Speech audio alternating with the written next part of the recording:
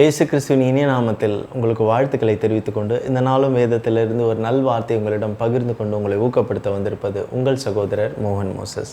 இந்த நாள் நம்ம வேத பாடத்தின் கீழாக தியானிக்க போகிற தலைப்பு என்னன்னு கேட்டிங்கன்னா சாபம் குறித்ததான நிறைய கேள்விகள் நம்ம மனதில் எழும்புகிறது உண்டு. அநேக நேரங்களில் சாபம் இருப்பது உண்மைதானா, அப்புறம் பல்வேறு சாபங்களை பற்றி சொல்லுகிறார்களே, தலைமுறை சாபம், பரம்பரை சாபம், இதெல்லாம் பற்றி சொல்கிறாங்களே, இதெல்லாம் உண்மைதானா, இதெல்லாம் நம்மளை தொடருமா, இதற்கான பாதிப்புகள் நம்மளுக்கு இருக்குமா? சிலர் இந்த பொதுவாகவே இந்த சாபங்கள் இந்த மாதிரி விஷயங்கள் எல்லாம் பார்த்திங்கன்னா ரொம்ப அசட்டை பண்ணுறவர்களும் உண்டு. சிலர் இதை ரொம்ப பெரிய விஷயமாக எடுத்து பயப்படுகிறவர்களும் உண்டு. அது எல்லாத்திற்கும் இன்றைக்கி நம்ம விட கண்டுபிடிக்க போகிறோம். வேதத்திலிருந்து வசனத்தை கொண்டு நம்ம இன்றைக்கி அதுக்கெல்லாம் விட தெரிஞ்சுக்க போகிறோம். அதனுடைய உண்மைத்தன்மை என்ன, அதை தான் நம்ம முதலாவது தெரிஞ்சுக்க போகிறோம். வேதம் இல்லாமல் இந்த காணொலியை நீங்கள் பார்க்க வேண்டாம். வேதாகமத்தை எடுத்துக்கொண்டு ஒவ்வொரு வசனங்களையும் நீங்கள் கண்ணார கண்டு அதை விசுவாசிங்க. அப்போ உங்களுக்கு அது புரிய ஆரம்பிக்கும். பிகாஸ் நீங்கள் அறிந்த சத்தியம் தான் உங்களை விடுதலையாக்கும். அதனால தான் சத்தியத்தையும் அறிவீர்கள், சத்தியம் உங்களை விடுதலையாக்கும் என்று வேதம் சொல்லுகிறது. நம்ம இப்போ இந்த காணொலிக்குள்ளாக செல்லலாம். முதலாவதாக நான் கேட்க போகிற கேள்வி என்னன்னு கேட்டிங்கன்னா, பல பேருடைய கேள்வி, சாபங்கள் எல்லாம் உண்மைதானா அப்படின்னு. சாபங்கள் எல்லாம் இருப்பது உண்மைதான். நான் ஒரு வேத வசனத்தை உங்களுக்காக வாசிக்கிறேன். நீதிமொழிகள் 26:2 வசனத்தை வாசிக்கிறேன் பாருங்க. அடைக்கலான் குருவி அலைந்து போவது போலும், தகைவிலான் குருவி பறந்து போவது போலும் காரணமில்லாமல் இட்ட சாபம் தங்காது. அப்போது இந்த வார்த்தையை கூர்ந்து கவனிச்சிங்கன்னா உங்களுக்கு தெரியும், காரணமில்லாமல் இட்ட சாபம் தங்காது. அப்போது காரணத்தோடு இட்ட சாபம் தங்கும்னு தானே பொருள்படுகிறது. சாபம் இருப்பது உண்மை. நாம் செய்கிற பாவம் தான் அந்த சாபத்தை கொண்டு வரும். பார்த்துக்கங்க.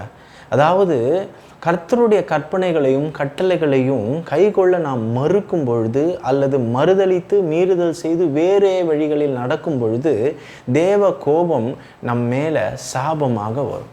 அவ்வளோதாங்க. இதுதான் அந்த சாபத்துக்கான டெஃபினிஷன். அதாவது வயலேஷன் ஆஃப் லா, சட்டத்தை மீறுகிற பொழுது சில கான்சிக்வன்சஸை நம்ம சந்திக்கணும் இல்லைங்களா? நம்ம இருக்கிற கான்ஸ்டியூஷன் ஆஃப் இந்தியாவில் பார்த்திங்கன்னா, ஒரு டிராஃபிக்கோட வயலேஷனோ இல்லை லா அண்ட் ஆர்டரோட அந்த சட்டத்தை நம்ம மீறும் பொழுது அதுக்கான கான்சிக்வன்சஸை நம்ம சந்திக்கணும், பெனால்ட்டி செலுத்தணும் இருக்குங்கள்ல. ரொம்ப அதிகமான ஒரு கான்சிக்வன்ஸாக இருந்தால் அதுக்கான பெனால்ட்டி எப்படி பாருங்கள், சிறையிருப்பாக இருக்கும் இல்லைங்களா? எல்லாத்துக்கும் சிறையிருப்பு வந்துடாது, ஆனால் எல்லாத்துக்கும் ஒரு பெனால்ட்டி இருக்குது. ஆனால் அந்த பெனால்ட்டி சம்டைம்ஸ் ரொம்ப பெருசாக போச்சுன்னா சிறைக்கு நம்ம செல்ல வேண்டியதாக இருக்கும். அங்கே நம்மளுடைய சிறையிருப்பாக மாறும். எத்தனையோ வருடங்கள் கூட இருக்கிறதெல்லாம் இருக்கும். ஸோ இதெல்லாம் பாருங்கள், ஒரு சாபம். அந்த லாவை நம்ம வயலேட் பண்ணும்போது நடக்கக்கூடிய கான்சிக்வன்சஸை நம்ம சந்தித்து தான் ஆக வேண்டும். சாபம் பார்த்திங்கன்னா நம்முடைய வாழ்க்கையில் பிசாசுகள் கிரியை செயல்பட அவைகளுக்கு சட்டப்பூர்வமான ஒரு உரிமை கொடுத்து வழிவகுக்கும். இந்த சாபம் அவ்வளோ ஒரு விஷயம் இருக்குது இதில். பழைய ஏற்பாட்டில் பார்த்திங்கன்னா மக்களை ஆசீர்வதிக்கப்பட்டவர்கள் சபிக்கப்பட்டவர்கள் என்று பிரிக்கிறத நம்மளால் பார்க்க முடியும். உபாகமம் 28 நம்ம வாசித்து பார்த்தோன்னா உங்களுக்கு தெரியும், நீ உன் தேவனாகிய கர்த்தரின் சத்தத்துக்கு செவி கொடுக்கும்போது சொல்லப்படும் ஆசீர்வாதங்கள் எல்லாம் அப்படின்னு சொல்லிட்டு லைனாக வரும். உன்மேல் அது பலிக்கும். அதே மாதிரி அவர் சத்தத்துக்கு நீ செவி கொடாதே போவாயாகில் சொல்லப்படும் சாபங்கள் எல்லாம் உன்மேல் பலிக்கும் அப்படின்னு கர்த்தர் சொல்லுகிறத நம்ம பார்க்க முடியும். ஸோ இதிலேருந்து சாபம் இருப்பது உண்மை, ஆசீர்வாதங்கள் இருப்பது எவ்வளோ உண்மையோ அவ்வளோ சாபம் இருப்பதும் உண்மைன்னு தெரிஞ்சுக்கலாம். அந்த கற்பனைகளையும் கட்டளைகளும் நம்ம மீறும் பொழுது இதெல்லாம் நம்மளை சேரும் அப்படின்றத நம்ம புரிஞ்சிக்க முடியும். நீதிமொழிகள் 3:3 வாசிக்கிறேன் பாருங்கள். துன்மார்கனுடைய வீட்டில் கர்த்தருடைய சாபம் தங்கும், நீதிமான்களுடைய வாசஸ்தலத்தையோ அவர் ஆசீர்வதிக்கிறார். அப்போ நிச்சயமாகவே சாபம் இருக்குமென்னா நம்ம வாழ்க்கையில் ஒரு துன்மார்க்கமான ஒரு நடவடிக்கை இருக்கிறது என்று அர்த்தம். பலர் அதை மேம்போக்காக எடுத்துகிட்டு போகிறது உண்டு. ஆனால் நீதிமான்களுடைய கூடாரத்தை கர்த்தர் ஆசீர்வதிக்கிறார். அந்த சட்ட திட்டங்களுக்கு உட்பட்டு இருக்கிறவங்க ஆசீர்வாதத்துக்கு உட்படுவாங்க. நம்ம தெரிஞ்சுக்க முடியுது இந்த வசனம்லாம் வாசிக்கும் போது.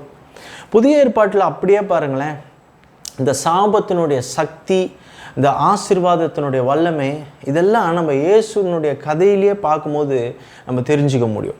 இயேசு அப்பத்தை ஆசீர்வதித்து அதை பெருக்கியது எப்படி பாருங்கள். ஆசீர்வாதம் பண்ணோன்னு அது மல்டிப்ளை ஆகிறது நம்ம பார்க்க முடியும். அதே சமயத்தில் அத்தி மரத்தை அவர் சபிக்கும் பொழுது அது எப்படி வாடி போயிடுறத பார்க்க முடியும். ஸோ இந்த ஆசீர்வாதம், சாபம், இதனுடைய சக்தி இதெல்லாம் நம்ம புதிய ஏற்பாடில் கூட பார்க்க முடியும். சரிங்களா?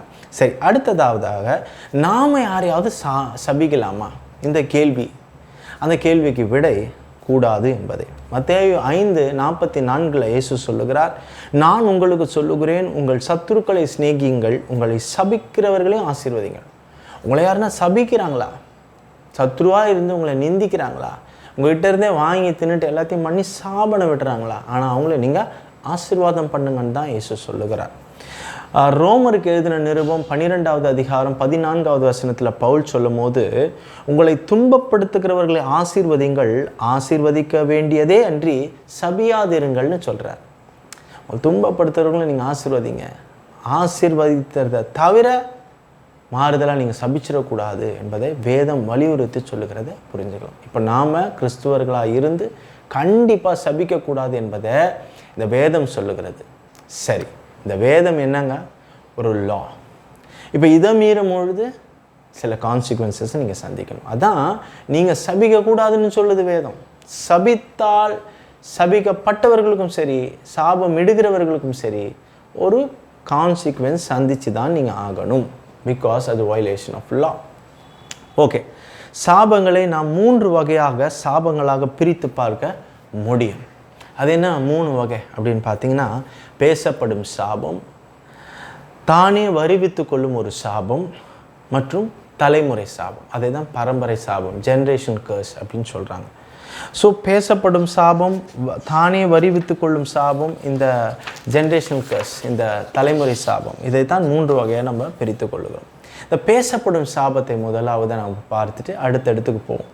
பேசப்படும் சாபம் என்றால் என்னென்னா, சங்கீதம் 102வது அதிகாரம் 8வது வசனத்தை நான் வாசிக்கிறேன் ஒரு எக்ஸாம்பிளுக்காக. நாடோறும் என் சத்துருக்கள் என்னை நிந்திக்கிறார்கள், என் மேல் மூர்க்கவெறி கொண்டவர்கள் எனக்கு விரோதமாக சாபமிடுகிறார்கள் என்று அங்கே வாசிக்க முடியும். அப்போது தாவீது எழுதும் போது அங்கே பாருங்கள், யோசிச்சு பாருங்கள், டெய்லி நாடோறும் என்னுடைய சத்துருக்கள் என்ன நிந்திச்சுக்கிட்டே இருக்காங்க, என் மேலே மூர்க்கவெறி, எனக்கு விரோதமாக சாபமிட்டுக்கிட்டே இருக்கிறாங்க அப்படின்னு சொல்லது பார்க்கலாம். அப்போது ஒரு மனிதனை சபிக்கிறத பார்க்கலாம்.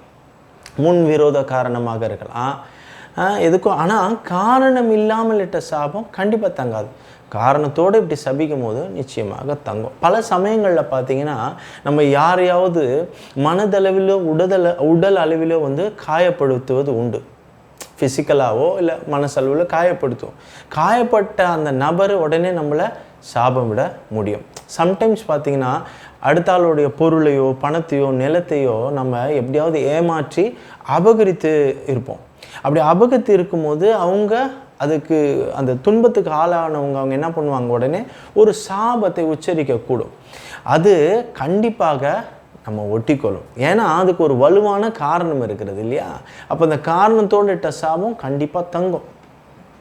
ஸோ அடுத்தாள் பொருட்கள் இந்த மாதிரியான விஷயங்கள் எல்லாம் நம்ம பண்ணக்கூடாது. ஒருத்தருடைய வாழ்க்கையை கெடுக்கிறோம், இதெல்லாம் நம்ம பண்ணும்போது என்ன ஆகுதுங்க, அவங்களுக்கு நம்ம மேலே வெறி கண்டிப்பாக சாபமிட வேண்டி வரும்.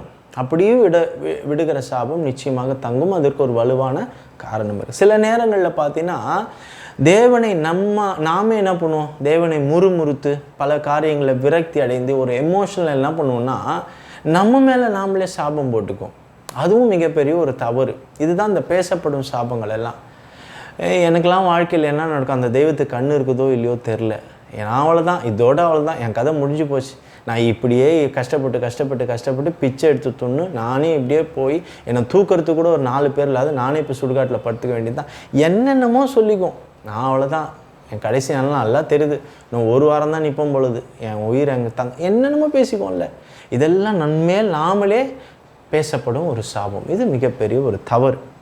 ஆனால் ஒன்றை நாம் மறந்துடக்கூடாது. அதுதான் நான் மீண்டும் மீண்டும் சொல்லுகிறேன். சபிப்பவர்களும் சரி, சபிக்கப்பட்டவர்களும் சரி, அதற்கான பாதிக்கப்படுவார்கள். அது நிச்சயம்.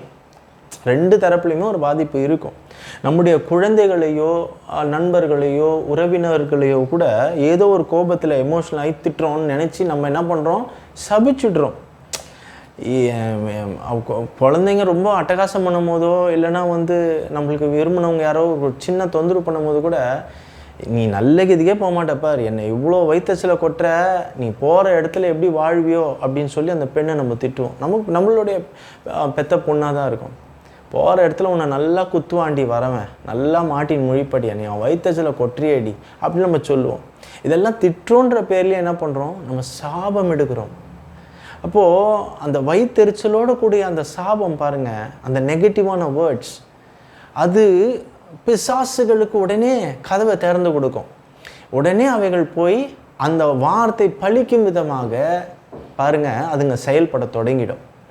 இதனால் பின்னாட்களில் அந்த பிள்ளைகள் பாதிக்கப்படும் போது நீங்களும் தான் சேர்ந்து பாதிக்கப்படுவீங்க. ஆனால் உங்களுக்கு அது ஞாபகமே இருக்காது. அந்நாளில் நீங்கள் அது விட்ட சாபம் தான் இன்றைக்கி அந்த பெண் அந்த நிலைமையில் இருக்கிறான்னு தெரியாது. அதே போல் தான் ஆண்களும், நீ உருப்படவே மாட்டடா, நீ ஜெயிலுக்கு தான் போவ பாருங்க, ஜெயிலுக்கு போயிடுவான். ஸோ யோசிச்சு பார்க்கணும், அந்த வார்த்தைகள் நம்ம எமோஷ்னலாக பேசும்போது திட்டுன்ற பேரில் செய்யக்கூடாது. அது ஒரு நாயை, பேயை, குரங்கு என்னென்னலாம் திட்டுறோம். நீ பைத்தியக்கார தான் போவ, நீ இப்படி தான் போவ, நீ அப்படி தான் போவ, நீ கடைசி காலத்தில் எப்படி பிச்சை எடுத்து துணுவார், ஏங்கிள் என்னென்னமோ சொல்லிவிடுவோம். சொல்லக்கூடாது, இது மிகப்பெரிய தப்பு. அதுக்கான பாதிப்பு நிச்சயமாக வரும், அது தவறு. நீதிமொழிகள் 18:21 நான் வாசித்து காட்டி இதுக்கு இன்னும் அதுக்கு மெருகூட்ட பார்க்கிறேன். ஏன்னா மரணமும் ஜீவனும் நாவின் அதிகாரத்தில் இருக்கும், அதில் பிரியப்படுகிறவர்கள் அதன் கனியை புசிப்பார்கள். இந்த நாக்குக்கு அவ்வளோ வல்லமை இருக்குதுங்க. ஆண்டவர் அப்படியே நம்மளை படைத்திருக்கிறார், தேவ ஆவி நம்மளுக்குள்ளாக இருக்கிறது. ஆதியாகமம் 31:32 வாசிக்கிறேன். ஒரு 2-3 எக்ஸாம்பிள் காட்டுறேன் இந்த பேசப்படும் சாபத்துக்கு. ஆதியாகமம் 31:32 31வது அதிகாரம் 32வது வசனம். இங்கே என்னன்னா, யாக்கோப்பு தன்னுடைய மனைவிகளெல்லாம் இட்டுக்கிட்டு தன்னுடைய மாமனார் லாபான் கிட்ட கொள்ளாமல் ஒரு புறப்பட்டு வந்துடுவார். லாபானும் பயங்கர கோபமாக என்ன பண்ணுவான், தன்னுடைய படைகளெல்லாம் கூப்பிட்டு உங்களை எப்படியாவது தெரித்திட்டு வந்து ஒரு இடத்துல பிடிச்சிருவாங்க. டென்ட் அடிச்சுட்டு இருப்பாங்க, பிடிச்சிருவான். பிடிச்ச இடத்துல லாபான் வந்து யாக்கோப்பிட்டில் கேட்பான், நீ ஏன் என் பிள்ளை பொண்ணுங்களெல்லாம் சொல்லாமல் கொள்ளாமல் இட்டு வந்த, ரெண்டாவது நீ சொல்லாமல் இட்டு வந்தால் கூட பரவாயில்ல, நான் வழிபடுகிற என்னுடைய தெய்வங்களை சிலைகளெல்லாம் நீ கொண்டு வந்து திருடின்னு வந்துட்டிய, இது எந்த விதத்தில் நியாயம் அப்படின்னு கேட்பான். அப்போ அது யாக்காப் சொல்வார், அதுதான் அந்த 31:32 ஆனாலும் யாரிடத்தில் உம்முடைய தெய்வங்களை கண்டுபிடிக்கிறீரோ அவனை உயிரோடே விட வேண்டாம். உம்முடைய பொருள்களை ஏதாவது என் வசத்தில் உண்டானால் நீர் அதை தம்முடைய சகோதரர் முன்பாக பரிசோதித்தறிந்து அதை எடுத்துக்கொள்ளும் என்றார். ராக்கேல் அவைகளை திருடி கொண்டு வந்ததை யாக்கோப்பு அறியாது இருந்தான். தன்னுடைய மனைவி ராக்கேல் அவனுடைய அப்பா லாபான் வீட்டிலேருந்து இந்த சிலைகளை திருடி கொண்டு வந்தது இந்த யாக்கோப்புக்கு தெரியாது. ஆனால் பக்தி வைராக்கியமான இந்த யாக்கோப் சொல்கிறான், உன்னிடத்துலேருந்து நான் ஒரு ஆட்டோட புடுக்கையை கூட கொண்டு வரல, என்ன உன் தெய்வத்தை நானும் ஏன் கொண்டு வரணும்? அப்படி யார்கிட்டையாவது நீ கண்டுபிடிச்சின்னா அவனை உயிரோடே விட வேண்டாம்னு இங்கே இருக்குது. அதை உயிரோடு விட வேண்டாம்னு சொல்கிறது ஒரு சாபனியாக அதை படிக்கும்போது நம்மளுக்கு தெரியாது. ஆனால் ரீஜனல் லாங்குவேஜஸில் இப்படி டிரான்ஸ்லேட் பண்ணும்போது இப்படி இருக்குது. ஆனால் மூல பாஷையிலிருந்து சில ஆங்கில வேதாகமத்தில் டிரான்ஸ்லேட் பண்ணதில் கூட சில நல்ல டிரான்ஸ்லேஷன் இருக்குது. அது என்ன சொல்ல வருதுன்னா, the one with whom you find your gods shall not live.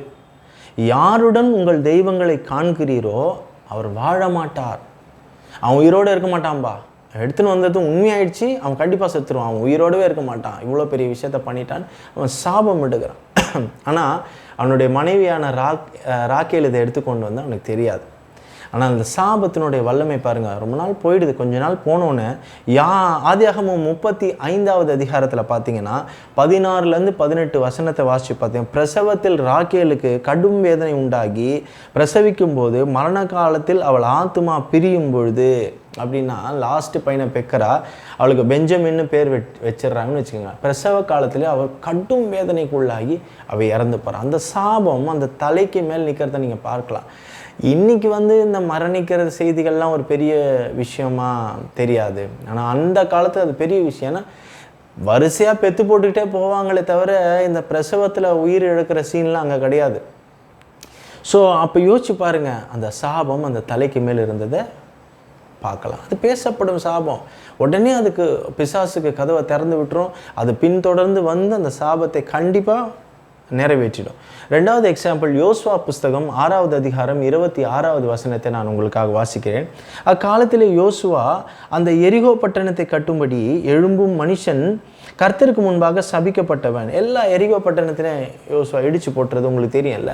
அப்போ மீண்டுமா இதை யார் கட்டுவிப்பானோ அந்த மனுஷன் கர்த்தருக்கு முன்பாக சபிக்கப்பட்டிருக்க கடவன். அவன் அதன் அஸ்திபாரத்தை போடுகிற போது தன் மூத்த குமாரனையும் அதன் வாசல்களை வைக்கிற போது தன் இளைய குமாரனையும் சாக கொடுக்க கடவன் என்று ஒரு சாபம் யோசுவா போடுகிறத பார்க்கலாம்.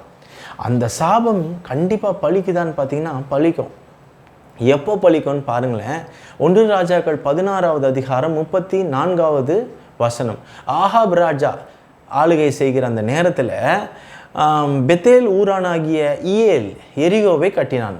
16வது அதிகாரம் 34 நான் வாசிக்கிறேன். இயேல் எரிகோவை கட்டினான். கர்த்தர் நூனின் குமாரனாகி யோசுவாவை கொண்டு சொல்லியிருந்த வார்த்தையின்படியே அவன் அதன் அஸ்திபாரத்தை போடுகிற போது ஆபிரகாம் என்னும் தன் மூத்த குமாரனும் அதன் வாசல்களை வைக்கிற போது சேக்கூப் என்னும் தன் இளைய குமாரனும் சாக கொடுத்தான். பாருங்க, யார் இதை பண்ணுவாங்கோ எக்ஸாக்டாக என்னென்ன நடக்குமோ அது அப்படியே நடக்கும்னு அவங்க விட்ட சாபம் எக்ஸாக்டாக நடக்கும். நியர்லி ஒரு 500 இயர்ஸ்க்கு அப்புறம் பாருங்க அந்த சாபத்தினுடைய ஒரு தாக்கம், அந்த வல்லமைக்காக நான் சொல்கிறேன் பாருங்க. அது அப்படியே பின்தொடர்ந்து 500 ஆண்டுகளுக்கு அப்புறம் அந்த சாபம் பலிக்கிறத பார்க்கலாம். நம்ம எல்லாம் ரொம்ப அசால்ட்டாக நினச்சிக்கிறோம். சில நேரங்களில் பாருங்கள், இந்த மந்திரம் பண்ணுறவங்கெல்லாம் தமக்கு யாராவது காசு கொடுத்து அதெல்லாம் பண்ணி அவங்க மேலே மந்திரம் பண்ண சொல்லுவாங்க. அப்போ அவங்க வந்து ஸ்பெல் பண்ணுவாங்க. மந்திர வார்த்தைகளை சொல்லி அவங்க அழிஞ்சு போகணும், அவங்க நாசமாக போயிடணும், அவங்க சபிச்சு போகணும், அவங்க கை காலெலாம் வேணும்னு சொல்லி ஸ்பெல் பண்ணுவாங்க. அப்போது அதுக்கான காரணம் உண்மையாகவே நேர்த்தியாக இருந்ததுன்னா அந்த சாபம் பலிக்கும். பிகாஸ் இவங்க உண்மையாகவே அவங்க கிறிஸ்டியனாக இருந்தாலும் சரி, யாராக இருந்தாலும் சரி, இவங்களுக்கு போய் அவங்களுக்கு ஒரு தவறான காரியத்தை பண்ணிட்டாங்கன்னா அந்த சூழ்நிலையில் இந்த கதவுகள் திறக்கப்படுகிறது. அப்போது இது கிரியை செய்ய கூடும், வாய்ப்பு இருக்கிறது. ஆனால் இயேசு கிறிஸ்துவனுடைய இரத்த கோட்டைக்குள்ளாக மறைக்கப்பட்டிருக்கிற உண்மையான அந்த தேவ பிள்ளைகள் மேல் எந்த சாபமும் தங்காது. ஹல்லேலூயா, ஹல்லேலூயா. வல்லமையான இரத்தங்க, இன்றைக்கும் நமக்காக பரிந்து பேசுகிற இயேசுனுடைய இரத்தம், நம்மேல் போற்றப்பட்டிருக்கிறது அந்த நீதியின் சால்வை. ஹல்லேலூயா. அப்போது இனி எந்த சாபமும் தங்காது. ஃபார் குட் எக்ஸாம்பிள் நம்ம எடுத்துக்கணும்னா என்னாகம புஸ்தகத்தில் பார்த்துக்கோங்க.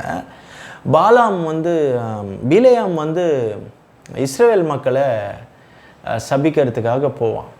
ஆனால் பாருங்கள், என்னாகமம் புஸ்தகத்தில் வரும். என்னாகமம் 24:1 நீங்கள் வாசித்து பார்த்தீங்கன்னா கர்த்தர் சொல்வார், இஸ்ரவேலை ஆசீர்வதிப்பதே கர்த்தருக்கு பிரியம். ஹல்லேலூயா. அப்போ ஒருத்தனும் இஸ்ரவேலை சபிக்க முடியாது. ஆமென். அப்போது இஸ்ரவேலை ஆசீர்வதிப்பது தான் கர்த்தருக்கு பிரியம். நாம் இன்றைக்கி ஆவிக்குரிய இஸ்ரவேலர்கள். ஹல்லேலூயா. சரி, ரெண்டாவதாக நம்ம பார்க்க போகிற அந்த சாபம் என்னென்னா, தானே வருவித்து கொள்ளும் அந்த சாபங்கள். அது எப்படி அப்படின்னு நம்ம கேட்குறோன்னா, அமானுஷ்யமான காரியங்களில் நம்ம ஈடுபடும் பொழுது அல்லது பாவம் செய்கிறதின் போது அதன் மூலமாகவோ நம் வாழ்க்கையில் இவ்வகையான சாபங்கள் நிச்சயமாக வரும்.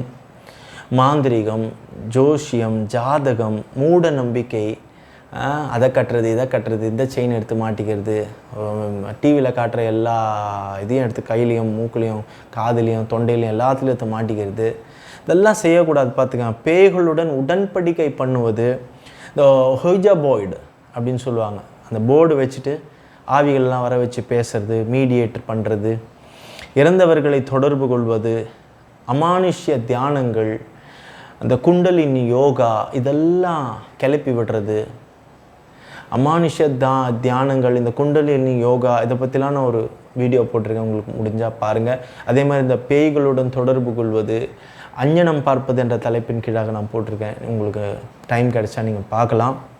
இதெல்லாம் பார்த்திங்கன்னா அடுத்து கொலை, கொள்ளை, ஆபாச படங்கள்,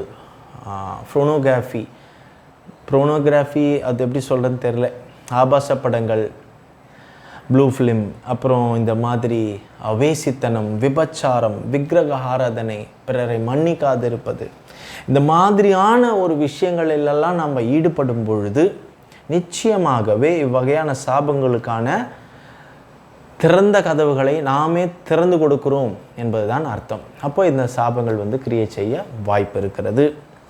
அப்போது அடுத்ததாக மூன்றாவது நம்ம பார்க்க போகிறது தலைமுறை சாபங்கள். துரதிர்ஷ்டவசமாக நம்முடைய வாழ்க்கையில் நாம் கொண்டு வரும் எந்த உடைக்கப்படாத சாபமும், இப்போ நான் மேலே சொன்ன பேசப்படும் சாபம், தானே வருவித்து கொள்ளும் சாபம், இந்த மாதிரி எந்த சாபமாவது நம்ம வாழ்க்கையில் தொடர்ந்து இருக்கும் பொழுது அதை உடைக்கப்படாமலே இருக்குதுன்னா அப்போ நிச்சயமாகவே அது என்னவாக மாறிடுதுங்க, தலைமுறை சாபமாக மாறி அடுத்தடுத்த ஜென்ரேஷனுக்கு பிளட் லைன் மூலமாக போகிறதுக்கு வாய்ப்புகள் உள்ளது. அதுதான் நிச்சயம். ஓகே, இப்போ மத்தேயு 27வது அதிகாரம் 22லேருந்து 25 நான் உங்களுக்காக வாசித்து ஒரு சின்ன எக்ஸாம்பிளாக காட்டுறேன். இந்த ஜென்ரேஷன் கர்ஸ்க்காக கடைசி நேரத்தில் இயேசுவை வந்து தீர்ப்பு கொடுப்பாங்க, சிலுவையில் அறைய சொல்லி. இப்போ பிலாத்து எல்லார் இடத்துலையும் கேட்பான், ஏன்பா இவரை சிலுவையில் அறையணும், இவர் இடத்துல நான் எந்த குற்றமும் காணலையேன்னு. இப்போ அவங்கெல்லாம் சொல்லலாம், அதெல்லாம் தெரியாது எங்களுக்கு, இவரை சிலுவையில் அரைஞ்சே ஆகணும்னு சொல்லி பயங்கரமாக கத்துவாங்க. அப்போது 24, 25 வாசித்து பார்த்தீங்கன்னா தெரியும், கலகம் அதிகமாகிறதுனாலே அவன் என்ன பண்ணுவான், இப்போ இதனால் ஒரு பிரயோஜனம் இல்லைன்னு கண்டு தண்ணீரை அள்ளி ஜனங்களுக்கு முன்பாக கை கழுவி இந்த நீதிமானுடைய இரத்தப்பழிக்கு நான் குற்றமற்றவன், நீங்களே பார்த்து கொள்ளுங்கன்னு சொல்கிறான். வாஷ் பண்ணிடுறான், இதுக்கும் எனக்கும் சம்மந்தமே இல்லைப்பா, இனி இது உங்களோட சித்தம்படி நடக்கட்டும்னு சொல்லிடுறான். அதுக்கு ஜனங்கள் எல்லாம் சொல்கிறாங்க, இவனுடைய இரத்தப்பழி எங்கள் மேலும் எங்கள் பிள்ளைகளின் மேலும் இருப்பதாக. பாருங்கள் எப்படி சாபம் போட்டுக்கிறாங்க. இது அந்த யூதர்கள் மேலும் அடுத்து வர யூத சந்ததிகள் மேலும் இதெல்லாம் இருக்கட்டும் பரவாயில்ல அப்படின்றாங்க. அப்போ தேவ கோபமாக மாறி அடுத்தடுத்த சந்தைகளுக்கு பாஸ் ஆகும். இந்த மாதிரி தான் நாமளும் எமோஷனலாகி நிறைய இடத்துல பேசிக்குவோம். நீலாம் என்ன கதிக்கால அப்படின்னு சொல்லும்போது நம்ம மேலே தப்பு இல்லைன்னா கம்முன்னு விட்டுடணும், அது தங்காது. ஆனால் நாம் என்ன சொல்கிறோம், பரவாயில்ல இருக்கட்டும், ஆகட்டும் போட்டோம், நான் அப்படியே போய்க்கிறேன் பரவாயில்ல அப்படின்னு ஒரு கோபத்தில் சொல்லக்கூடாது. இப்போது தலைமுறை சாபங்கள் தலைமுறையாக அதே பிரச்சனைகள் தொந்தரவுகள் இந்த பிளட் லைன் மூலயமா வரும். அதே சம்மந்தப்பட்ட சேம் பிரச்சனைகள் எல்லாம். பைபிளில் பாவத்திற்கான மற்றொரு வார்த்தை பார்த்திங்கன்னா அக்கிரமம். பல சமயங்களில் இது பிதாக்களின் அக்கிரமம் போன்ற ஒரு தலைமுறை பாவங்களை குறிக்க பயன்படுத்துகிறது. இந்த அக்கிரமம்ன்ற வார்த்தையை பார்த்திங்கன்னா பிதாவினோட அக்கிரமன்ற தலைமுறை பாவங்களை குறிக்க தான் இது பயன்படுத்தப்படுகிறது. உதாரணமாக ஆபிரகாம் எடுத்துக்கிட்டிங்கன்னா தன் மனைவி பாருங்கள் என்னுடைய தங்கச்சின்னு சொல்லி ஒரு பொய்யை சொல்லுவான், அது ஒரு அக்கிரமம். அது ஒரு தலைமுறை விஷயம்னு நம்ம நினச்சிட்டா அடுத்த அவனுடைய பிள்ளை ஈசாக்கும் அதே மாதிரி தன்னுடைய மனைவியை ஒரு தங்கைன்னு சொல்கிற ஒரு அக்கிரமம் நடக்கிறத பார்க்கலாம். அதுக்கடுத்து ஆபிரகாமனுடைய பேரன் யாக்கோப்பு வருவான், அவன் அந்த புத்திர ஸ்வீகாரத்தை ஏமாற்றி பிறப்புரிமையை மாற்றி பொய் பேசுகிறத பார்க்கலாம். அதுக்கடுத்து அவனுடைய பேரப்பிள்ளை ஆபிரகாமனுடைய பேரப்பிள்ளைகள் எல்லாம் சேர்ந்து யோசேப்பை வந்து கொன்று போட்டு இது பண்ணி குழியில் தள்ளியை மூடிட்டு அவனை இந்த மாதிரி கொண்டு போய் விற்று போட்டுட்டு இது மாதிரி அவன் இது மிருகம் அடிச்சிருச்சு அது அடிச்சிருன்னு பொய் சொல்கிறத பார்க்கலாம். ஸோ பாருங்கள், தாத்தா அப்பா பேரன் அதோட கொள்ளு பேரன் எல்லாமே தொடர்ந்து அந்த பொய் சொல்லுகிறது வர்றதை நம்ம பார்க்க முடியும். இப்போ உங்கள் பெற்றோர்கள் வந்து குடிப்பழக்கத்தில் இருக்கிறாங்க அப்படின்னா அது அவங்களுக்கு வரக்கூடிய சந்ததி வந்து அதிக மடங்கு 10 மடங்கு அதிகமாக அவங்களுக்கு சான்சஸ் இருக்குதுன்னு சொல்லி மெடிக்கல் ரீதியாகவே நிறைய ப்ரூஃப்கள்லாம் இருக்குது. இதனால தான் பாருங்கள், நம்ம யாராவது ஒரு மருத்துவர் இடத்துல போய் உக்காந்தோன்னா ஒரு பேஷண்ட்டாக அவர் முதல் கேட்குற வார்த்தை என்ன, இந்த மாதிரி ஒரு உங்கள் பரம்பரையில் இது மாதிரி எதனா ஒரு வியாதி யாருக்குனாவது இருந்திருக்கா, இதுக்கு முன்னாடி இந்த மாதிரி யாருன்னா மறிச்சிருக்காங்களா, இந்த நோய் வாங்கியிருக்காங்களா, இது தொடர்ந்து வருதா, இல்லை உங்கள்கிட்ட தான் ஸ்டார்ட் ஆகுதான்லாம் கேட்பாங்க. பிகாஸ் இதில் ஒரு சாபம் குறிப்பிடப்பட்டிருக்கிறத நம்ம பார்க்க முடியும். அப்படி பரம்பரையாக வரதை பார்க்கலாம். சில குடும்பங்களில் பார்த்திங்கன்னா ஆண் வாரிசுகள் மட்டும் தங்காது. ஒரு குறிப்பிட்ட வயசு வந்ததும் கரெக்டாகவே அந்த வயசில் இறந்துடும். சிலது வந்து ப்ரீமெச்சூர் டெத்தாக அப்படி நம்ம கன்சிடர் பண்ணி அதே நேரத்தில் சின்ன வயசுலேயே எல்லாருமே இறந்துருவாங்க.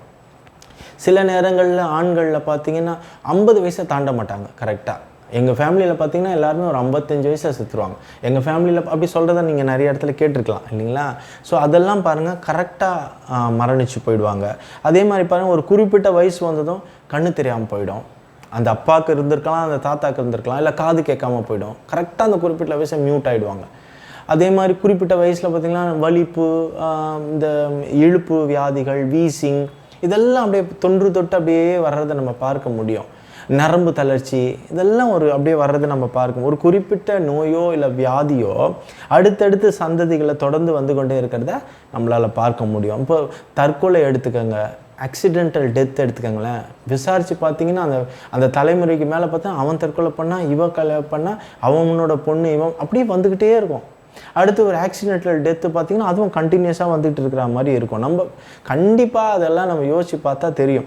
இதே மாதிரி தான் விபச்சாரம். அங்கே ஒரு ஸ்திரீ விபச்சாரம் பண்ணியிருப்பா, அவள் பொண்ணு இங்கே பண்ணுவா, அவளுக்கு பிறந்தது இங்கே பொண்ணும், அப்படியே வந்துக்கிட்டே இருக்கும். அந்த விபச்சாரம் அப்படியே வந்துக்கிட்டே இருக்கும். இதுவும் நடக்கிறது உண்மை. அது ஆண்கள்லேயும் உண்மை, பெண்கள் மாத்திரம் இல்லை, ஆண்கள்லேயும் உண்மை. அப்புறம் லேட் மேரேஜஸ் பாருங்கள். எல்லாருக்குமே எங்கள் வீட்டில் எல்லாம் லேட் மேரேஜ் தான் பண்ணுவாங்க. எல்லாருக்குமே எங்கள் வீட்டில் குழந்தை இல்லைன்னுவாங்க. யாருக்குன்னா ஒன்று பொண்ணு சைடில் இருக்கும், இல்லை பையன் சைடில் இருக்கும், இல்லை ஒரு பொண்ணு சைடில் ஏதோ குழந்தையின்மை இல்லாமல் இருந்துக்கிட்டு இருக்கும். இப்படி அடுத்தடுத்த ஜென்ரேஷனுக்கு அது பாஸ் ஆகி அப்படி போயிட்டே இருக்கும். ஏனெனில் அங்கே ஒரு தலைமுறை சாபங்கள் உள்ளது என்பதை நம்ம புரிந்து கொள்ள முடியும். பொதுவாகவே நம்ம மனசில் பல கேள்விகள் குழப்பி கலங்கடிக்கும். இந்த தலைமுறை சாபங்கள் நீங்குமா, நீங்காதா, தொடர்ந்து கொண்டே தான் இருக்குமா, உடைக்கப்படுமா, உடைக்கப்படாதா, இதுக்கு ஒரு சிறப்பு ஜபம் வேண்டுமா, என்னடா பண்ணுறதுன்ற ஒரு குழப்பம் இருக்குது. ஏன்னா நம்ம சில வசனங்கள்லாம் வேதத்தில் வாசித்து வச்சுருப்போம். வாசிக்கல்னா கூட இப்போ நான் படிக்கும்போது உங்களுக்கு அந்த பயம் வரும். பாருங்களேன் எப்படி அந்த வசனங்கள்லாம், குறிப்பாக இந்த வசனங்களை எல்லாம் வாசிக்கும் போது பாருங்களேன். யாத்திராகமம் 20வது அதிகாரம் 5வது வசனத்தை நான் வாசிக்கிறேன். நீ இவைகளை நமஸ்கரிக்கவும் வேண்டாம், உன் தேவனாகி கர்த்தராகி நான் எரிச்சலுள்ள தேவனாக இருக்கிறேன். பிதாக்களுடைய அக்கிரமத்தை பிள்ளைகளிடத்திலும் பிள்ளைகளிடத்தில் 3ஆம் 4ஆம் தலைமுறையிலும் விசாரிக்கிறவனாக இருக்கிறேன். பிதாக்கள் ஏதாவது தவறு செய்தால் அந்த பிள்ளைகளிடத்தில் 3ஆம் 4ஆம் தலைமுறை வரைக்கும் நான் விசாரிக்கிறவனாக இருப்பேன்.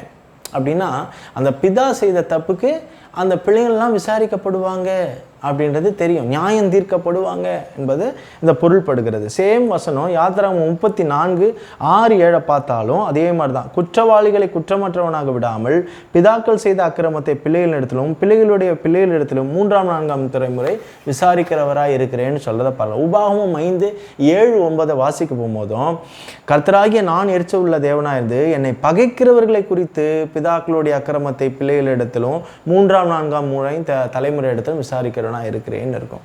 அப்போ இதை பார்க்கும்போதெல்லாம் நம்மளுக்கு பயமா, அது என்ன பிதாக்கள் பகைக்கிறாங்க, பிதாக்கள் செய்த அக்கிரமங்கள் அப்படின்னும் போது இந்த தெய்வத்தை விட்டுட்டு அவங்க வழிபட்டு அதை அசால்ட்டாக விட்டுட்டு வேலையை பார்ப்போம் போடான்றபடிக்கு எந்தெந்த வேலைகள்லாம் ஈடுபட்டாங்களோ அந்த பிதாக்கள், அதுக்கு அடுத்து வர ஜென்ரேஷனும் அதே தான் செஞ்சுருக்கோம் இல்லைங்களா? அப்போது அதுதான் கண்டினியூட்டியாக அப்படி ஜென்ரேஷன் பை ஜென்ரேஷன் வர்றது. இதை இன்னும் நம்ம தெளிவாக பார்க்கணும். நெகேமியா 1வது அதிகாரம் 6-7 வசனத்தை வாசி பார்த்தீங்கன்னா அவங்க வாய் விட்டு சொல்கிறதே நமக்கு தெரியும். 6-7 பாருங்கள். இஸ்ரவேல் புத்திரர்கள் இரவும் பகலும் மன்றாடி, அப்புறம் பாருங்கள், உங்களுடைய செவியை கவனித்து உங்களுடைய கண்கள் திறந்து விற்பதா, நானும் என் தகப்பன் வீட்டாரும் பாவம் செய்தோம், நாங்கள் உமக்கு முன்பாக மிகவும் கெட்டவர்களாய் நடந்தோம். நானும் செய்தேன், என்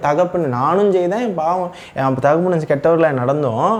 உம்முடைய தாசனாகிய மோசேக்கு கற்பித்த கட்டளைகளையும் கற்பனைகளையும் நியாயங்களும் கைகொள்ளாதே போனோம். அப்போ ஜென்ரேஷன் பை ஜென்ரேஷன் பாருங்கள் அந்த கேர்ஸ் அப்படியே தொடர்ந்து வர்றதை பார்க்கலாம். இதுதான் அந்த ஜென்ரேஷன் கேர்ஸ்க்காக சொல்கிறவங்க இதை முன்னிறுத்தி சொல்கிறத புரிஞ்சுக்க முடியும். இப்போ கீழ்ப்படியாமையினால இப்போ நம்ம உடனே அப்படித்தானே நினைப்போம், கீழ்ப்படியாமையினால நான் செய்த அந்த பாவத்துக்காக இல்லை அந்த மீறுதலுக்காக இல்லை என் பெற்றோர்கள் செய்ததற்காக என் குழந்தைகள் பாதிக்கப்படுவது நியாயம் இல்லையா பிரதர்? இந்த கோட்பாடு இப்போ இந்த வசனத்தை வாசித்து பார்த்தா இந்த புதிய ஏற்பாட்டு விசுவாசிகளை பயங்கரமாக பயமுறுத்தும். அது இல்லாமல் அந்த மீண்டுமாங்க அந்த பழைய ஓல்ட் டெஸ்டமென்ட் அடிமைத்தனத்துக்கு நம்மளை கொண்டு போகிற மாதிரியே ஒரு ஃபீலிங் இருக்கும். என்ன பிரதர், இப்போ நம்ம இருக்கிறது புதிய ஏற்பாடு காலத்தில் இப்படி சொல்லி ஆமாம் இதுன்னு உண்மையை பயமுறுத்துறீங்களே நீங்கள் நினைக்கலாம். பழைய ஏற்பாட்டில் மீண்டும் கர்த்தர் என்ன இதை பற்றி சொன்னார்ன்னு நான் உங்களுக்காக வாசித்து காட்ட விரும்புகிறேன். எரேமியா 31வது அதிகாரம் 29-31 வசனத்தை வாசிச்சா உங்களுக்கு தெரியும். பிதாக்கள் திராட்சை காய்களை தின்றார்கள், பிள்ளைகளின் பற்கள் கூசி போயின என்று அந்நாட்களில் சொல்ல மாட்டார்கள். அவனவன் தன் தன் அக்கிரமத்தின் நிமித்தமே சாவான். எந்த மனுஷன் திராட்சை காய்களை தின்பானோ அவனுடைய பற்களே கூசி போகும். இதோ நாட்கள் வரும் என்று கர்த்தர் சொல்லுகிறார், அப்பொழுது இஸ்ரவேல் குடும்பத்தோடும் யூதா குடும்பத்தோடும் புதிய உடன்படிக்கை பண்ணுவேன்னு ஆண்டவர் சொல்றதை பார்க்கலாம். அதே இடத்துல சொன்னதும் கர்த்தர் தான். 3ஆம் 4ஆம் தலைமுறை வரைக்கும் நான் விசாரிப்பேன்னு சொன்னது ஆண்டவர் தான். ஆனால் இதே கர்த்தர் தான் எரேமியாவில் சொல்லியிருக்கிறாரு, நான் இஸ்ரவேல் குடும்பத்தாரும் யூதா குடும்பம் ஒரு புதிய உடன்படிக்கை பண்ணுவேன். அப்போது எந்த மனுஷன் அதை தின்னானோ அவன் தான், அவனுடைய பற்கள் தான் கூசும் என்னத்தை, அவன் தான் அதை அனுபவிக்கணும் தவிர நான் கேட்க மாட்டேன், அந்த புதிய உடன்படிக்கைன்னு பண்ணுவேன்னு சொன்னார். இதை குறித்து எசேக்கியேல் 18வது அதிகாரத்துலேயும் நீங்கள் வாசிங்கன்னா சேம் விஷயத்தை கொஞ்சம் நல்லா தெளிவாகவே போட்டிருப்பாங்க. அது என்னன்னு பார்த்தீங்கன்னா, எசேக்கியேல் 18வது அதிகாரம் நீங்கள் அந்த ஃபுல் அதிகாரத்தையும் வாசித்து பார்த்தீங்கன்னா நான் ஒவ்வொரு வசனம் அங்கங்கேருந்து சொல்கிறேன். சும்மானா 4வது வசனம் பாருங்கள், இதோ எல்லா ஆத்துமாக்களும் என்னுடையவர்கள், தகப்பனின் ஆத்துமா எப்படியோ அப்படியே மகனின் ஆத்துமாவும் என்னுடையது, பாவம் செய்கிற ஆத்துமா தான் சாகும். அதே மாதிரி 9வது வசனத்தில் பாருங்களேன், எல்லா நான் சொன்ன என் கற்பனைப்படியும் கட்டளைப்படியும் நடந்த ஒருத்தன் எப்படி இருப்பான், அவன் நீதிமான், அவன் பிழைக்கவே பிழைப்பான். ஆனால் 10வது வசனம் பாருங்கள், அவனுக்கு ஒரு குமாரன் இருக்கான்னு வச்சுக்கோ, ஆனால் அவன் அப்பனை மாதிரி இல்லை, அவன் எல்லாம் தாறுமாறாக பண்ணுறான், நான் சொன்னதுக்கெல்லாம் விரோதமாக பண்ணுறான்னா 13வது வசனம் பாருங்கள், அவன் சாகவே சாவான், அவன் இரத்த பழி அவன் மேல் இருக்கும், அந்த குமாரன் மேல் தான் இருக்கும். ஓகேங்களா? பின்பு அவனுக்கு ஒரு குமாரன் பிறக்கிறான். இந்த அநியாயம் பண்ணிட்டு இருந்தால் பார்த்தீங்கன்னா அவனுக்கு ஒரு குமாரன் பிறக்கிறான். அவன் என்ன பண்ணுறான், தான் அப்பா மாதிரி இல்லாமல் தன் தாத்தா மாதிரி அவன் நல்லபடியாக எல்லாத்தையும் ஒழுங்காக கற்பனையும் கட்டளையும் கை கொண்டு கர்த்தருக்கும் வரவிக்காதபடிக்கு இருந்தான்னா அவன் அந்த 17வது வசனம் பாருங்கள், அவன் தன் தகப்பனுடைய அக்கிரமத்தின் நிமித்தம் சாகாமல் பிழைக்கவே பிழைப்பான். ஓகேங்களா? 20வது வசனம் சொல்லும், பாவம் செய்கிற ஆத்துமாவே சாகும், குமாரன் தகப்பனுடைய ஆத்துமாவை அக்கிரமத்தை சுமப்பதில்லை, தகப்பன் குமாரனுடைய அக்கிரமத்தை சுமப்பதும் இல்லை, நீதிமானுடைய நீதி அவன் தலைமையில் இருக்கும், துன்மார்கனுடைய துன்மார்க்கம் அவன் மேல் தான் இருக்கும்னு இருக்குது. அல்லேலூயா. இப்போது இந்த பயம் நம்மளை இதை படிக்கும் போதே சுத்தமாக அற்று போயிடும். அப்பா இப்போ அது மாதிரி இல்லை, ஆண்டவர் ஒரு புதிய உடன்படிக்கை பண்ணுவேன்னு சொன்னார். அதனால் அப்போது அந்த உடன்படிக்கையின் பிரகாரமாக அவங்கவுங்க என்னென்ன தப்பு பண்ணுறாங்களோ அதான் நடக்கும், இந்த ஜென்ரேஷனல் கர்ஸ்க்கு வாய்ப்பு இல்லை அப்படின்னு நம்ம தெரிஞ்சுக்க முடியுது. சரி, உடன்படிக்கை பண்ணுவேன்னு சொன்னவர் பண்ணார். எபிரேயர் 8வது அதிகாரம் 10லிருந்து 13 வசனத்தை வாசிங்கன்னா உங்களுக்கு தெரியும். அந்த நாட்களுக்கு பின்பு நான் இஸ்ரவேல் குடும்பத்தாரும் பண்ணும் உடன்படிக்கையாவது என்னுடைய பிரமாணங்களை அவர்களுடைய மனதிலே வைத்து அவர்களுடைய இருதயங்களில் அவைகளை எழுதுவேன், நான் அவர்கள் தேவனாயிருப்பேன், அவர்கள் என் ஜனமாயிருப்பார்கள். அப்பொழுது சிறியவன் முதற்கொண்டு பெரியவன் வரைக்கும் எல்லோரும் என்னை அறிவார்கள். ஆகையால் கர்த்தரை அறிந்து கொள் என்று ஒருவனும் தன் அயலானுக்கு ஒருவனும் தன் சகோதரனுக்கும் போதிக்க வேண்டியதில்லை. பாருங்க, இப்போது ஜென்ரேஷன் பை ஜென்ரேஷன் அவன் கற்றுக் கொடுக்காத விட்டுட்டான். அதனால தான் அந்த பிள்ளைகளும் அதே தப்பை செய்து அதே பாவத்தில் ஈடுபடுது, அதே அக்கிரமத்தை பண்ணுது. ஆனால் இந்த வாட்டி நான் என்னுடைய எங்கே எழுத போகிறாரு உடன்படிக்கை, அப்போ அது கற்பலகையில் எழுதப்பட்டது நியாயப்பிரமாணம். இன்றைக்கி அவளுடைய மனதில் நான் வைத்து எழுதுவேன். பாருங்கள், இருதயங்களில் அவளை எழுதுவேன், அவங்களுக்கு தேவனாக இருப்பேன். அதனால் சிறியவன் முதற்கொண்டு பெரியவன் வரைக்கும் எல்லாருக்கும் எல்லாமே போதிக்கப்பட்டிருக்கும். இனி ஒருத்தருக்கு போதிக்கணும்னு அவசியம் கிடையாது. அல்லேலூயா. ஏனெனில் நான் அவர்கள் அநியாயங்களை கிருபையாய் மன்னித்து அவர்கள் பாவங்களையும் அக்கிரமங்களையும் இனி நினையாமலும் இருப்பேன் என்று கர்த்தர் சொல்லுகிறார். அல்லேலூயா. So we are under the better covenant. இந்த புதிய உடன்படிக்கை கீழே நம்ம இருக்கிறோம். அல்லேலூயா. எவ்வளோ சந்தோஷமான மகிழ்ச்சி. இந்த கர்ஸ் எல்லாம் நம்மளை ஒன்றுமே பண்ணாது அப்படின்றத நம்ம தெரிஞ்சுக்க முடியுது. சரி, 2 கொரிந்தியர் 5:21 நான் வாசிக்கிறேன். நாம் அவருக்குள் தேவனுடைய நீதியாகும்படிக்கு பாவம் அறியாத அவரை பாவமாக்கினார். பாவமே அறியாத அவர் இயேசு பாவமானார் என்றால் நீதியே அறியாத நாம் நீதிமானோ ஆக்கப்பட்டோம் என்பதுதான் உண்மை. அல்லேலூயா. ஆமீன். கலாத்தியர் 3:13 வாசிக்கிறேன். மரத்திலே தூக்கப்பட்ட எவனும் சபிக்கப்பட்டவன் என்று எழுதியிருக்கிறபடி கிறிஸ்து நமக்காக சாபமாகி நியாயப்பிரமாணத்தின் சாபத்துக்கு நம்மை நீங்களாக்கி மீட்டு கொண்டார். அல்லேலூயா. கிறிஸ்து இன்னைக்கு எப்படின்னா அவனா இருக்க நம்ம மேலே வர வேண்டிய ஆக்கினை அக்கிரமங்கள் எல்லாம் அவர் சுமந்து தீர்த்து அவரே சாபமாக மாறி அவரே சாபமாகி நியாயப்பிரமாணத்தின் சாபத்திற்கு நம்ம எல்லாம் நீங்களாக்கி மீட்டு கொண்டார். ஹல்லேலூயா. ஹல்லேலூயா. எவ்வளோ பெரிய மன மகிழ்ச்சி. சிலுவையில் சாபத்தின் சக்தி ஏற்கனவே உடைக்கப்பட்ட நிலையில் நான் சாபத்திலிருந்து விடுபட்டு உள்ளோம். ஆமேன். ஸோ அந்த வெற்றியின் மீது நின்று இயேசுனுடைய வெற்றி நம் அன்றாட வாழ்க்கையில் நிஜமாக மாற நம் தினசரி டெய்லி அதுக்காக நம்ம போராட வேண்டியதாக இருக்கும். பிகாஸ் இதெல்லாம் வந்து தாக்குதல் இருந்துக்கிட்டே இருக்கும். அப்போ நம்ம அதை எதிர்கொள்ளணும். மேலும் நாம் சாபத்தின் கீழ் வாழவில்லை, ஆனால் ஆசீர்வாதத்தின் கீழாக நம்ம வாழறோம். அப்பாடா, இப்போ தான் பிரதர் நிம்மதியாக இருக்குன்னு சொல்கிறீங்களா? சரி, இன்னொரு வசனத்தை காட்டி உங்களை தெளிவுபடுத்த விரும்புகிறேன். இப்போது ஜென்ரேஷனல் கர்ஸ் ஒன்றும் இல்லை, அது இல்லை, இதெல்லாம் எல்லாம் தெரிஞ்சுக்கிறோம். சாபங்கள் நம்மளை ஒன்றும் மேற்கொள்ளாது. ஏசு நமக்காக என்ன செய்தார், நம்ம இன்றைக்கி எந்த உடன்படிக்கையின் கீழே இருக்கிறோம், இதெல்லாம் தெரிஞ்சுக்கிட்டோம். ஆனால் ஒரு பத்தியை நான் வாசிக்கிறேன், உங்களுடைய நாலேஜுக்கு நான் விட்டுடுறேன், நீங்கள் ஒரு முடிவுக்கு வாங்க. ஓகே, இப்போ அது என்ன? 1 யோவான் 1 அதிகாரம் 6-10 வசனம். உங்களுக்கு எல்லாம் தெரியும். 1 யோவான் 1 அதிகாரம் இது விசுவாசிகளுக்காக, கிறிஸ்துவை ஏற்றுக்கொண்டவர்களுக்காக, ரட்சிக்கப்பட்டவர்களுக்காக அப்படின்னு உங்களுக்கு தெரியும் இல்லைங்களா? அப்போது இந்த வசனத்தை நான் வாசிக்கிறேன், நாம் ஒரு முடிவுக்கு வருவோம். நாம் அவரோடே ஐக்கியப்பட்டவர்கள் என்று சொல்லியும் இருளிலே நடக்கிறவர்களாக இருந்தால் சத்தியத்தின்படி நடவாமல் பொய் சொல்லுகிறவர்களாக இருப்போம். ஆமீன்.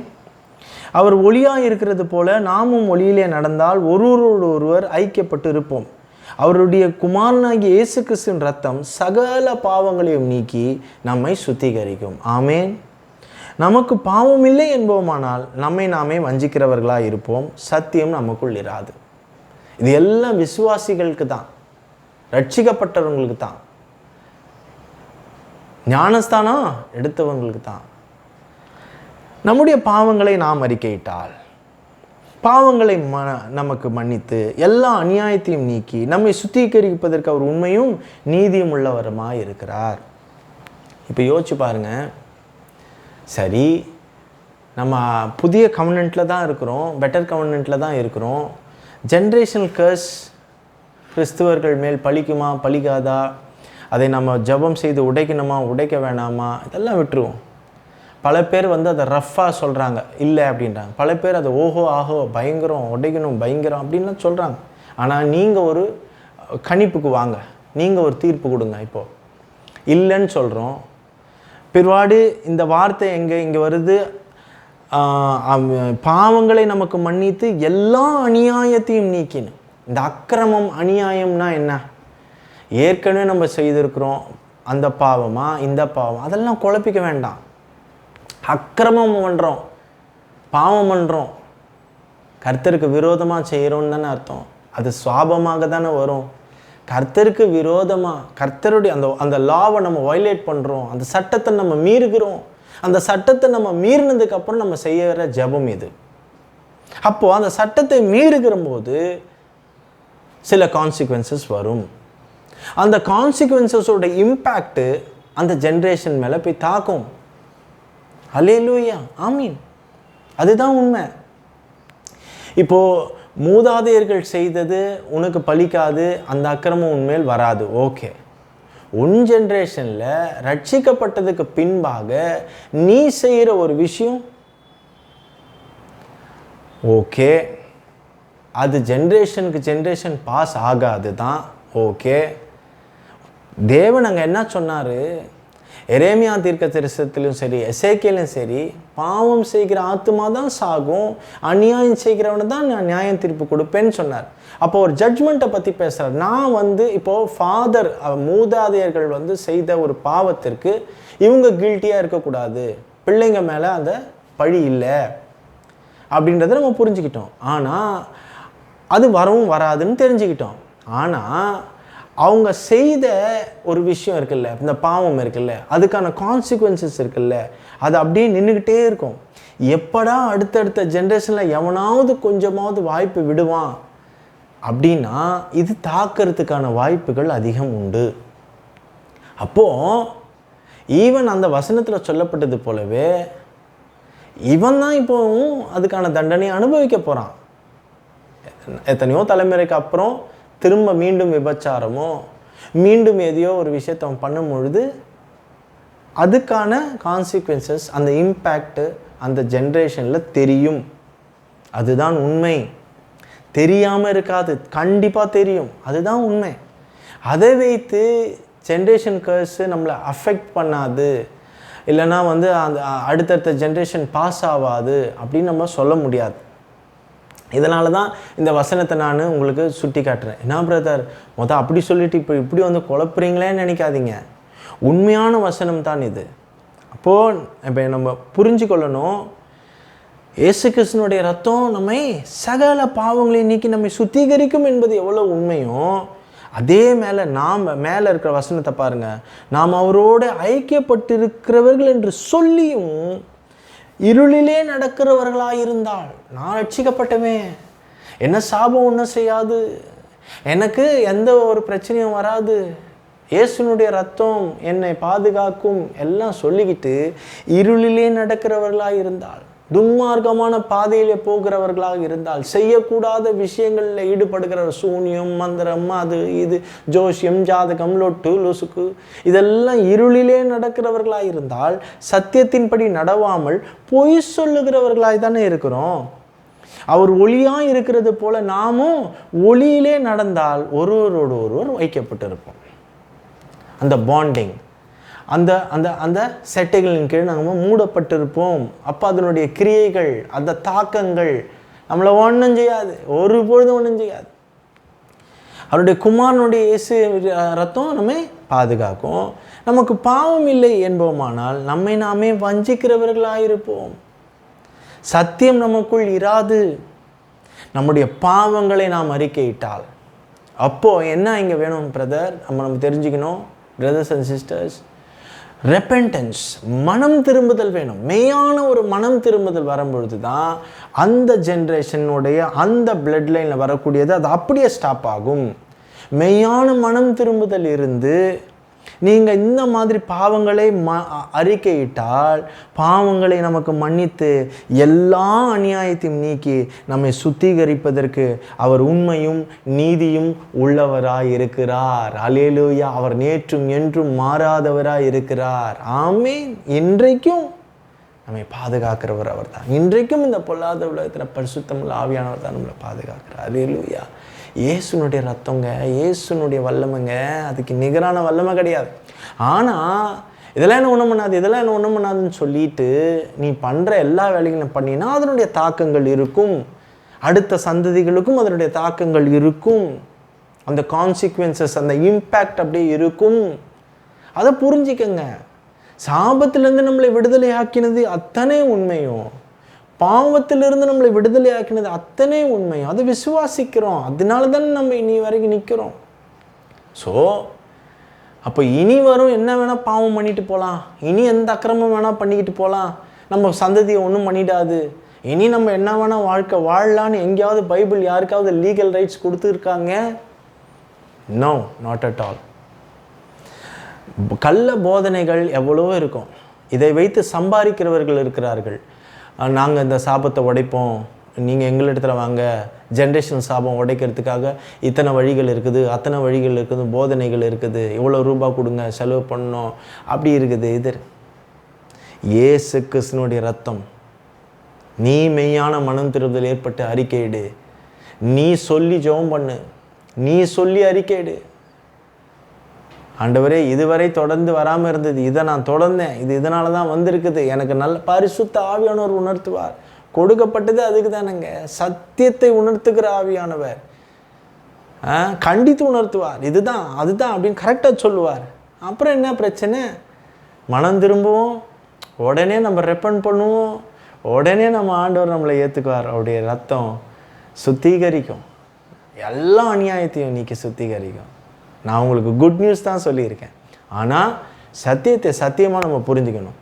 மொட்டாங்கட்டியாக இது ஒன்றும் செய்யாது, அது ஒன்றும் செய்யாது, இப்படி ஒன்றும் பண்ண முடியாது. நாம் பண்ணுறதுலையும் கரெக்டாக இருக்கணும். நம்ம முன்னோர்களுடைய பாவத்துக்கு நம்ம ஒரு நாளும் பொறுப்பேற்க முடியாது, அதை கர்த்தர் விரும்பவில்லை. ஓகேவா? ஆனால் நம்ம மனசாட்சியை சுமக்கிறவர்களாக இருக்கிறோம் இல்லைங்களா? எனவே நம்ம பாவத்தை ஒப்புக்கொண்டு மனம் திரும்ப வேண்டும். கிறிஸ்துவுக்குள் இருக்கும் அடையாளத்தில் தான் நம்ம நடக்கணும். இன்றைக்கி இருக்கிற பெட்டர் கவர்மெண்ட் அந்த கவனன்ட்டை நம்ம மறந்துடக்கூடாது. இயேசுனுடைய ரத்தத்தை நம்ம மறந்துடக்கூடாது. அதெல்லாம் தான் ரொம்ப முக்கியம். நம்ம இன்னைக்கு யார் கிறிஸ்துவுக்குள்ளே, நம்ம இன்னைக்கு புது சிருஷ்டி. பழையவன் எல்லாம் ஒளிந்து போயின, எல்லாம் புதிதாயின. இன்னைக்கு புது சிருஷ்டி. நம்ம போல ஒரு ஒத்த ஜாதி இந்த உலகத்தில் கிடையாதுங்க. இயேசுவால் ரட்சிக்கப்பட்ட ஜனம்தாங்க மிகப்பெரிய பலமுள்ள ஜனம். ஓகே, அதை நம்ம புரிஞ்சுக்கணும். நான் சத்தியத்தை சத்தியமாக சொல்லியிருக்கிறேன்.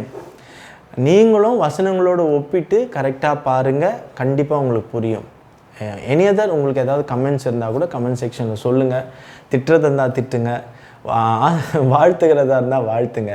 உங்களுக்கு பிடிச்சிருந்தா மற்றவர்களுக்கு ஷேர் பண்ணுங்கள். சரி, கர்த்தருக்கு சித்தமானால் வேறொரு காணொளியில் நான் உங்களை சந்திக்க ஆவலாக இருக்கிறேன். அதுவரை ரகசிய வருகைக்காக காத்து கொண்டிருக்கும் இந்த மணவாட்டி சபை இரட்சகரான இயேசு கிறிஸ்து மிக விரைவில் கொண்டு செல்ல வருகிறார். விசுவாசிக்கிற நாம் யாவும் சேர்ந்து சொல்லுவோம், மரணாதா, ஆமென்.